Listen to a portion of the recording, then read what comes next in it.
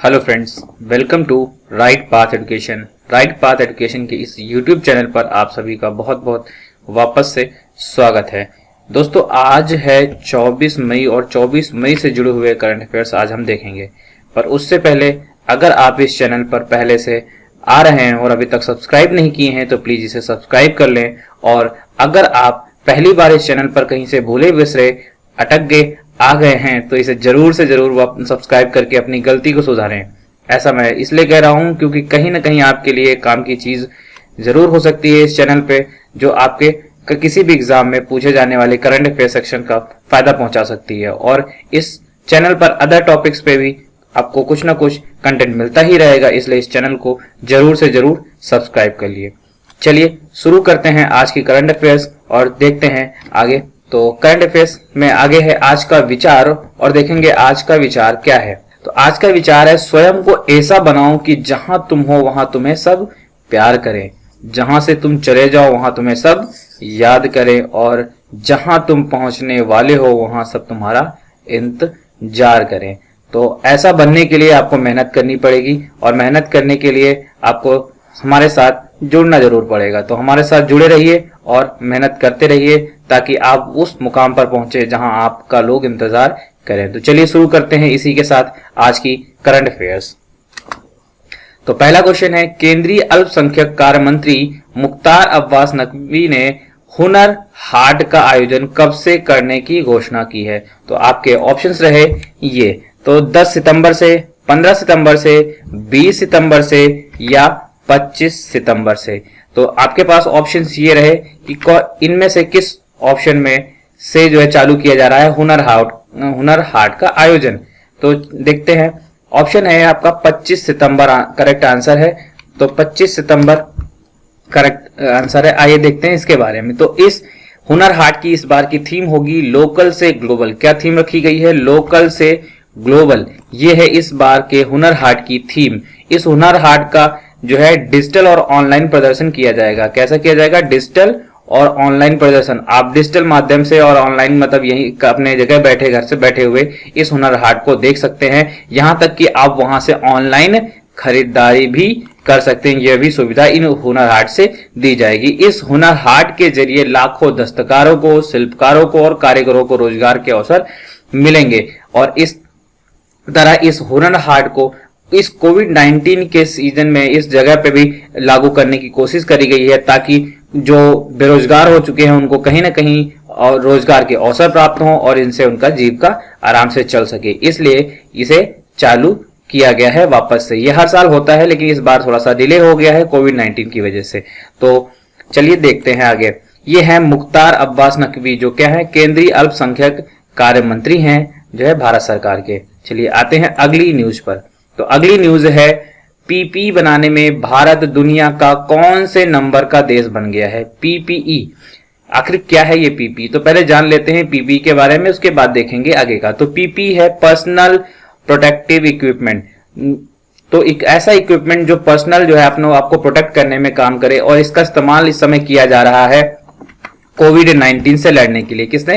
कोविड-19 से लड़ने के लिए डॉक्टर्स और अदर लोगों के द्वारा इस्तेमाल किया जा रहा है कोविड-19 इफेक्टेड लोगों के पास जाने के लिए, जिससे आप जो है इफेक्टेड नहीं होंगे। तो चलिए ऑप्शन देख लेते हैं इसके। तो ऑप्शन है फर्स्ट, सेकेंड, थर्ड और फोर्थ। कौन सा नंबर पे का देश बन गया है?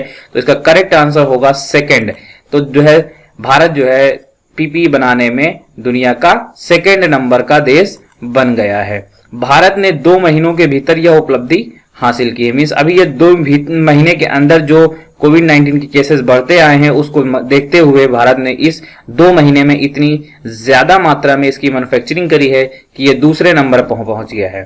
पीपी बनाने के मामले में पहले नंबर पर कौन है? चीन है। चीन इस मामले में पहले नंबर पर है क्योंकि सबसे पहले कहां पर कोविड-19 की शुरुआत हुई थी? चीन से। तो चीन ने सबसे पहले इसको बनाना स्टार्ट किया था और अभी तक लगातार बना रहा है, इसलिए ये पहले नंबर पर है। तो ये है पीपीई। कुछ देखने में इस तरीके से नजर आएगा। यहाँ पे मास्क लगा होगा जो प्रोटेक्टिव जो है आपके आई के लिए भी है, फ्लूइड मास्क जो है आपके मुंह के लिए भी रहेगा, आंखों के लिए, और ग्लव्स हैं जो आपको प्रोटेक्ट करते हैं टच करने में, एप्रॉन जो आपको पूरे बॉडी को कवर करेगा। इस तरीके का कुछ पर्सनल इक्विपमेंट दिखता है पीपीई।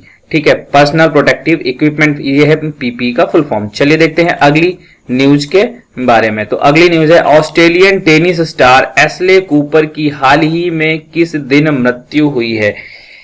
ऑस्ट्रेलिया के टेनिस स्टार हैं एशले कूपर, इनकी हाल ही में मृत्यु हो गई है। तो किस दिन हुई है मृत्यु, इसके लिए देखते हैं ऑप्शंस। तो ऑप्शंस हैं आपके 21 मई, 22 मई, 20 मई और 23 मई। तो बताइए करेक्ट आंसर इसका क्या होगा।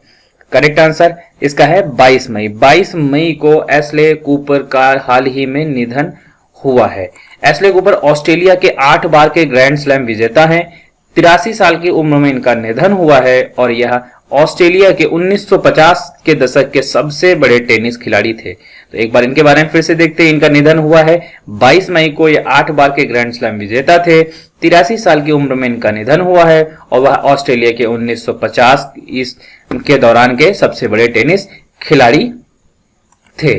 चलिए आगे देखते हैं, पर उससे पहले मैं आपसे बोलना चाहूंगा दोस्तों कि इस चैनल पे जो भी ये वीडियो मिल रही, इसका ऑडियो रिवीजन भी आप कर सकते हो। और ऑडियो रिवीजन करने के लिए आपको हमारी वेबसाइट पर जाना होगा, जिसका जो है लिंक आपको डिस्क्रिप्शन में मिल जाएगा। वहां आप अपनी वेबसाइट में जाकर के इसको आप रात के वक्त, दिन में इसको पढ़ने के बाद रात के वक्त रिवीजन के लिए आप वेबसाइट पे जाइए, वहां ऑडियो मिल जाएगा और उस ऑडियो को आप हेडफोन लगा करके सुन सकते हैं और पूरा मेमोराइज कर सकते हैं, जिससे आपको ये सारा का सारा बहुत अच्छे से याद हो जाएगा। तो उसके लिए आपको जाना होगा हमारी वेबसाइट पर, वहीं से आप पीडीएफ भी डाउनलोड कर सकते हो। और अगर आप इस पीडीएफ और कंटेंट को पूरी तरीके से अगर रीड करना चाहते हो, दोबारा से पढ़ना चाहते हो, तो वहां पर आपको रीड करने का भी ऑप्शन है। वहां से आप जो है पूरे की पूरी पीडीएफ को एक बार अच्छे से थॉरली रीड करके आप इसे फिर से मेमोराइज कर सकते हो। तो चलिए आगे आप देखते हैं। तो अगली न्यूज है, एचआरडी ने छात्रों के लिए सीबीएसई की कौन सी हैंडबुक लॉन्च की है। तो आपके ऑप्शंस ये रहे, cyber security handbook for students, in pursuit of excellence, 21st century skills, उपरोक्त सभी। तो इसका आंसर है उपरोक्त सभी। अभी एचआरडी मिनिस्टर ने जो है छात्रों के लिए सीबीएसई के जो है गाइडलाइंस के अनुसार जो है हैंडबुक लॉन्च किया है। ये हैंडबुक सीबीएसई स्टूडेंट्स को जो है फायदा देगी उनको समझने में। ये साइबर सिक्योरिटी के लिए आपको जो है गाइडेंस प्रोवाइड करेगी, एक्सीलेंस देने के लिए इस हैंडबुक को बनाया गया है। और 21st सेंचुरी में जो आपको स्किल्स की जरूरत है और वो स्किल्स आपको डेवलप कराने के लिए ये 21st सेंचुरी स्किल्स नामक जो है हैंडबुक लॉन्च की है। इसके बारे में और देखते हैं। तो इसके इस वक्त एचआरडी मिनिस्टर कौन है, रमेश पोखरियाल निशंक जी हैं, जिन्होंने इसकी क्या करी है, इस हैंडबुक को लॉन्च किया है।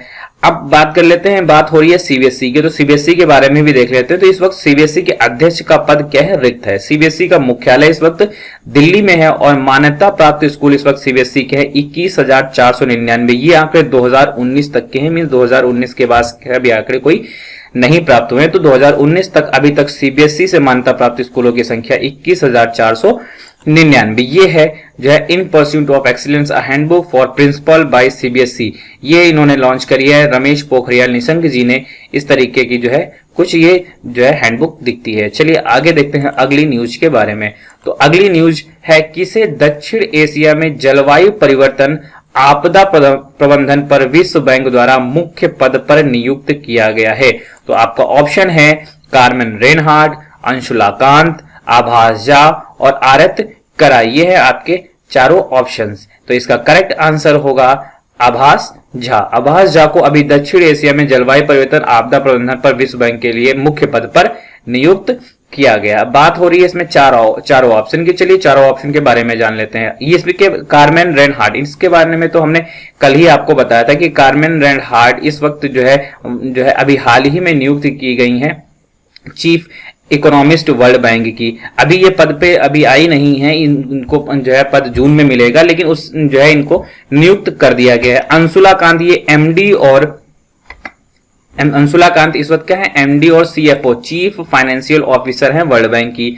आभास झा तो आप देख ही लिए हैं कि जलवायु परिवर्तन आपदा प्रबंधन के जो है मुख्य पद पर नियुक्त हुए हैं। और आरत कराय ये अभी हाल ही में एक्टिंग चीफ इकोनॉमिस्ट हैं वर्ल्ड बैंक के। इसको भी मैंने कल आपको बताया था, तो उम्मीद करते हैं आपको ये याद रहा होगा। ठीक है, चलिए आगे देखते हैं। तो विश्व बैंक के इस वक्त अध्यक्ष कौन है, डेविड मल्पास। डेविड मल्पास इस वक्त क्या है विश्व बैंक के अध्यक्ष हैं। इसका मुख्यालय वॉशिंगटन डीसी संयुक्त राज्य अमेरिका में है। और इस समय जो चल रहा है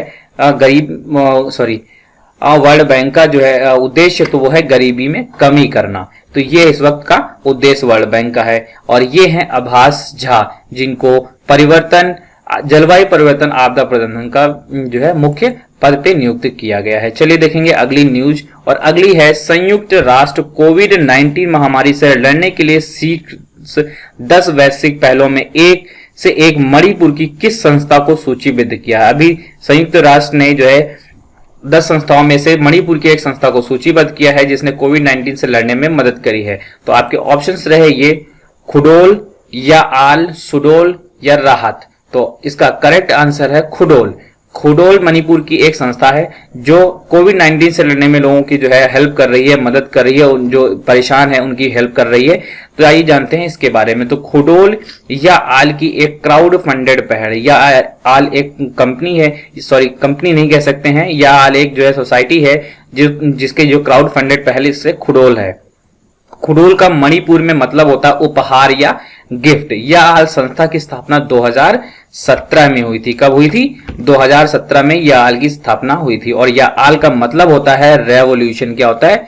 रेवोल्यूशन। तो खुडोल का मतलब क्या है? खुडोल का मतलब है उपहार या गिफ्ट। और खुडोल या आल की एक जो है क्राउड फंडेड पहल है, और ये लोगों की मदद करने में जो है कोविड-19 से लोगों की मदद कर रही है। और इसीलिए यूनाइटेड स्टेट्स ने क्या किया है, शीर्ष पहलों में मणिपुर की संस्था को सूचीबद्ध किया है। तो ये कुछ इस तरीके का उनका वो दिखता है। चलिए देखते हैं अगली न्यूज के बारे में। तो अगली न्यूज है IMCR ने HCQ से बेहतर कोरोना वायरस को कम करने के लिए किस चीज का उपयोग करने की सलाह दी है।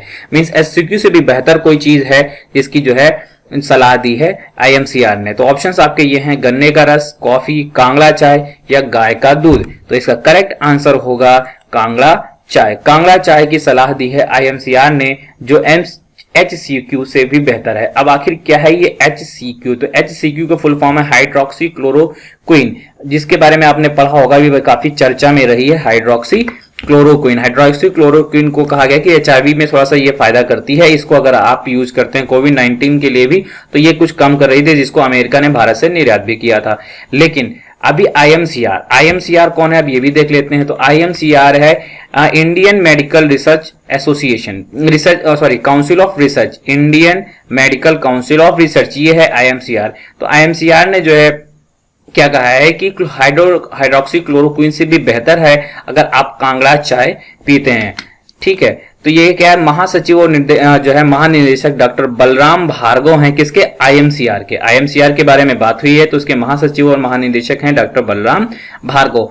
इसके संस्थापक भारत सरकार है। इसकी स्थापना 1911 में हुई थी, और 1911 में इसका नाम था इंडियन रिसर्च फंड एसोसिएशन। 1911 में इसका नाम क्या रखा गया था? Indian research fund association. और 1949 में इसका नाम बदल दिया गया। क्या कर दिया गया? इसका नाम बदल करके फिर रखा गया Indian medical council of research. ये नाम बाद में रखा गया। तो ये था IMCR और HCQ से जुड़ा हुआ टॉपिक। तो ये है कांगड़ा चाय, कुछ ऐसा है जो मार्केट में आपको अवेलेबल है। तो आपको मार्केट में अब तो ढूंढ लेनी चाहिए कांगड़ा चाय, तभी आप जो है कोविड-19 से सुरक्षित महसूस करोगे। अच्छा, ये कांगड़ा चाय फायदा कैसे करती है? तो ये क्या है, कांगड़ा चाय केमिकल्स, इनमें जो केमिकल्स मौजूद होते हैं वो इम्यूनिटी को बढ़ाने में जो है बहुत मददगार होते हैं, जिससे कोरोना वायरस का असर जल्दी शरीर पर नहीं होता है।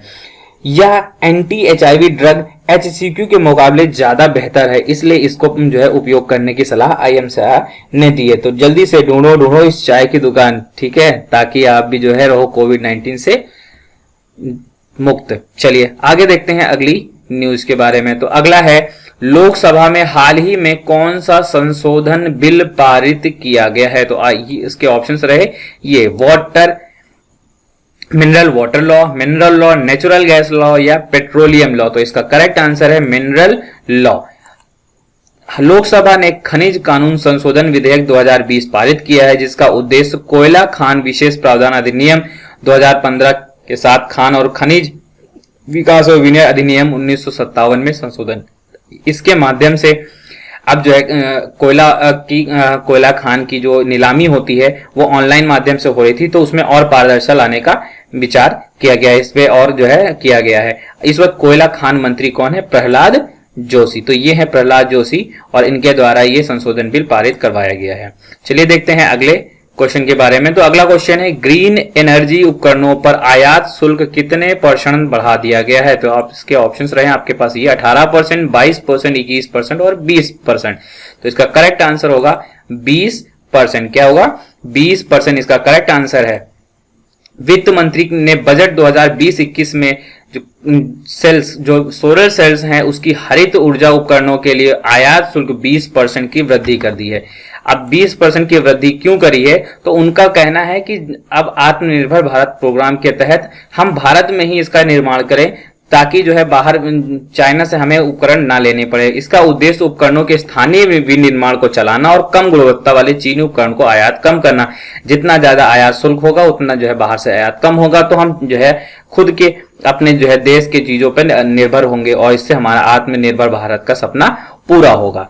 भारत अमेरिका और चीन के बाद ऊर्जा का तीसरा सबसे बड़ा उपभोक्ता है। भारत जो है चाइना और अमेरिका के बाद तीसरा सबसे बड़ा जो है ऊर्जा को उपभोक्ता है और अभी भारत में जो है सोलर सेल्स के माध्यम से 3 गीगावाट 3 गीगावाट की जो है पैदावार की जा रही है। इस वक्त वित्त मंत्री हैं निर्मला सीतारमण, जिनके द्वारा ये 20% की बढ़ोतरी की गई है 2021 के बजट में ग्रीन एनर्जी उपकरणों पर। चलिए देखते हैं अगले क्वेश्चन के बारे में। तो अगला क्वेश्चन है, international day to end obstetric fistula कब मनाया गया है? बहुत इंपॉर्टेंट है क्योंकि ये एक इंटरनेशनल डे है, तो इसके बारे में आपको पता होना चाहिए और याद भी रहना चाहिए। तो international day to end obstetric fistula कब मनाया गया है? इसके ऑप्शंस ये रहे। तो ऑप्शन है 23 मई, 22 मई, 21 मई और 20 मई। तो इसका करेक्ट आंसर होगा 23 मई। 23 मई को जो है मनाया गया है international day to end obstetric fistula. Obstetric fistula एक चिकित्सा स्थिति है, ऐसी स्थिति है मीन्स एक बीमारी समझ लीजिए, एक ऐसी स्थिति है जिसमें बच्चे के जन्म के परिणाम स्वरूप बर्थ कैनाल में एक छेद विकसित हो जाता है। मतलब उसके बर्थ के बाद ही एक छेद विकसित हो जाता है जिसके परिणाम स्वरूप मूत्र या मल असंयमित रूप से न चाहते हुए भी आता रहता है या बार बार निकलने लग जाता है, अपने आप जो है मरीज को पता भी नहीं चल पाता है। ऑब्स्टेट्रिक फिस्टुला अक्सर प्रसव और बच्चे के जन्म के दौरान ये विकसित हो जाता है। तो इसको खत्म करने के लिए इस दिन को मनाया जाता है। इस बार 2020 की इसकी थीम है and gender inequality and health inequalities and fistula now. ये रही इस बार की थीम। तो थीम जरूर याद रखिएगा क्योंकि इंटरनेशनल डे है, तो इंटरनेशनल डे की थीम्स भी इंपॉर्टेंट होती हैं और वह पूछी जा सकती हैं। तो इसकी शुरुआत यूनाइटेड नेशंस ने सबसे पहले 23 मई 2013 में की थी। कब की थी? 2013 में इसकी सबसे पहले शुरुआत की थी। ये इंपॉर्टेंट डे है इसलिए एक बार वापस से इसको रिवाइज करेंगे। International day to end obstetric fistula 23 मई को मनाया गया है। फिस्टुला एक चिकित्सा स्थिति है जिसमें बच्चे के जन्म के दौरान बर्थ कैनाल में एक छेद विकसित होता है जिसके कारण मूत्र या मल असंयमित जो है अपने आप निकलने लग जाता है, मरीज को पता भी नहीं चल पाता है। ऑब्स्टेट्रिक फिस्टुला अक्सर प्रसव और बच्चे के जन्म के दौरान विकसित हो जाता है और इस बार की थीम है and gender inequality and health inequalities and fistula now. तो ये है कुछ इस तरीके की थीम इस बार रखी गई है और ये है एंड फिस्टुला के लिए। तो आज के लिए इस जो है में इतना ही रहा। आज के करंट अफेयर्स में टॉप क्वेश्चंस में इतने ही 10 क्वेश्चंस रहे। तो आपको कैसा लगा ये कमेंट सेक्शन में जरूर बताइएगा दोस्तों। और पिछली बार हमने पिछले जो है वीडियो में हमने वर्ल्ड बैंक के बारे में बताया था। तो वर्ल्ड बैंक से जुड़ा हुआ एक क्वेश्चन मैं आपसे पूछ रहा हूं, उस क्वेश्चन का आंसर आपको कमेंट बॉक्स में देना है। तो वो क्वेश्चन ये था कि वर्ल्ड बैंक की स्थापना कब और किस मीटिंग के दौरान हुई थी? वर्ल्ड बैंक और आईएमएफ की स्थापना किस सन में, किस ईयर में और किस मीटिंग के दौरान हुई थी, ये आपको कमेंट बॉक्स में देना है। तो दोस्तों आपको इस वीडियो की पीडीएफ हमारे टेलीग्राम चैनल से भी मिल सकती है और आप हमारे वेबसाइट पर भी जाकर इसको देख सकते हैं और वहां आप ऑडियो रिवीजन भी कर सकते हैं। तो दोस्तों आज के लिए इतना ही, मिलते हैं कल फिर से नए करंट अफेयर्स की वीडियो के साथ। तब तक के लिए बाय बाय, टेक केयर।